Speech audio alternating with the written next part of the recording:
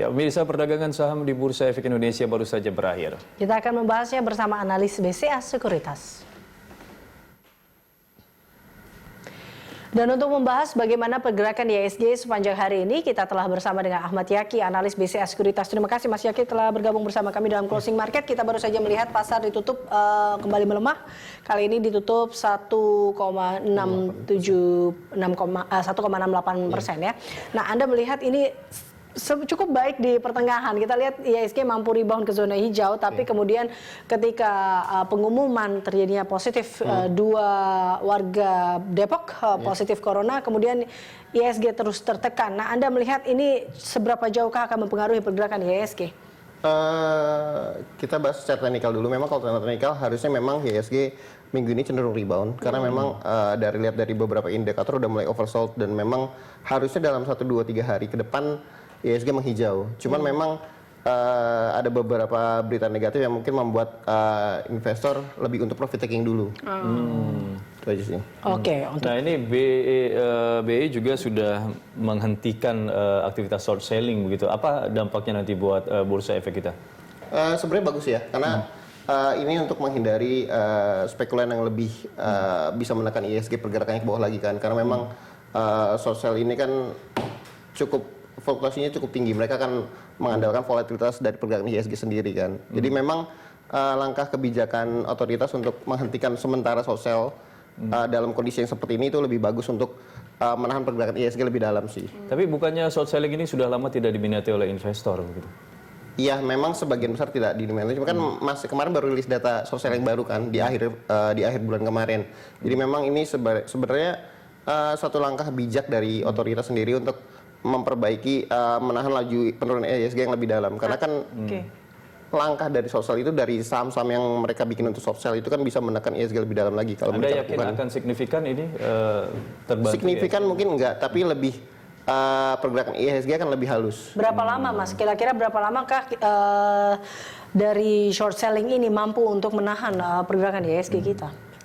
Tergantung kebijakan pemerintah lanjutannya karena memang ini kan satu langkah awal dari pihak otoritas untuk mengantisipasi penurunan IHSG yang lebih dalam dan nanti akan diikuti dengan kebijakan lain mungkin kan karena memang tadi BI juga udah menurunkan GWM falas untuk perbankan kan turun dari 8 jadi 4 itu juga bagus untuk menjaga likuiditas falasnya perbankan jadi mereka akan lebih bisa untuk expand bisnis mereka lebih baik sih harusnya beberapa kebijakan lain akan saling berkaitan untuk menstimulus ekonomi kita sih. Oke, baik. Untuk sentimen di global dan juga domestik, Anda melihatnya apakah selain virus corona ada juga sentimen-sentimen lainnya begitu? Yang paling dominan memang masih itu. Cuman tadi dilihat dari statement Pak Jokowi, terus Pak Menteri Kesehatan, harusnya memang kita bisa lebih tenang sih dengan sikap mereka bahwa mereka juga sudah mengantisipasi sedini mungkin. Jadi dan dari global sendiri kalau kita lihat memang lebih ke pelemahan harga komoditas ya. Karena kita tahu movernya IHSG beberapa tahun terakhir tetap dari sektor pertambangan dan mining. Jadi memang ketakutan akan perlambatan ekonomi di China, kontraksi ekonomi di China akan mempengaruhi emiten-emiten pertambangan yang memang atau emiten-emiten lain yang memang tujuan ekspornya ke China. Sebenarnya apa yang lebih dominan yang mempengaruhi IHSG kita ini kan antara virus corona dan juga ada pernyataan dari beberapa lembaga seperti Bank Dunia yang menyatakan bahwa pertumbuhan ekonomi global dan juga Indonesia akan menurun atau melemah begitu di bawah target. Mana yang lebih dominan sebenarnya? Keduanya berkaitan sih Mas. Karena kan kalau kita bahas corona sendiri itu akan lebih impact ke makroekonomi dalam artian corona akan mengakibatkan perlambatan ekonomi di Cina secara keseluruhan. Manufaktur baru mulai awal bergerak di akhir minggu kemarin. Jadi memang barang-barang raw material yang asalnya dari Cina untuk farmasi itu juga masih akan kesulitan untuk masuk. Kecuali kalau beberapa farmasi yang memang mereka udah bilang mereka punya stok untuk 3 bulan, 6 bulan ke depan. Cuman kan untuk bahan baku impor baru juga susah. Dan ketika perusahaan di China itu berhenti untuk berproduksi, kan kita juga nggak bisa ngekspor ke mereka. Artinya pernyataan dari Bank Dunia ini yang menyatakan bahwa pertumbuhan ekonomi dunia akan turun di bawah target, ini mempengaruhi pergerakan IHSG, membuat pasar menjadi lebih khawatir begitu? Ada benarnya iya. Karena memang kan rantai ekonomi seperti itu kan karena memang gimana pun juga Cina masih mitra perdagangan terbesar ya untuk seluruh dunia termasuk Indonesia kan sekitar 30% kan mitra dagang kita jadi ini akan jadi berat sih kalau memang ekonomi China belum bisa pulih. Berarti kalau bisa dilihat investor global pun masih berharap ada sebuah stimulus yang digelontorkan untuk memperbaiki pergerakan, atau bisa dilihat kan karena beberapa bursa baik Amerika, Eropa, regional ini kan cukup berpengaruh juga terhadap dengan ya corona ini. Jadi harus adakah memang stimulus yang dikeluarkan juga untuk secara global Anda melihatnya? Iya, kalau dilihat kan dari beberapa statement terakhir juga The Fed juga merencanakan untuk memangkas suku bunganya, terus juga beberapa Bank Sentral, BOJ juga mencoba menggelontorkan sekian dana untuk memstimulus ekonomi mereka. PBOC-nya juga menurunkan dana untuk pasar modal mereka. Jadi memang semua bank sentral mencoba untuk membangkitkan ekonomi mereka lagi. Oke. Dari wabah yang sekarang sudah masuk ke Indonesia, sudah dinyatakan positif, ini kira-kira ada nggak sih sebenarnya emiten yang ternyata bisa tahan atau imun terhadap virus corona ini? Kalaupun harus yang paling agak jauh berkaitan mungkin sektornya dari banking ya, karena gimana pun juga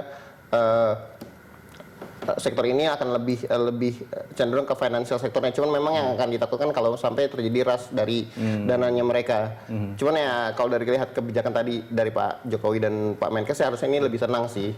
Bagaimana farmasi, sektor farmasi? Farmasi yang tadi kita udah bilang raw material sebagian besar masih impor dari China.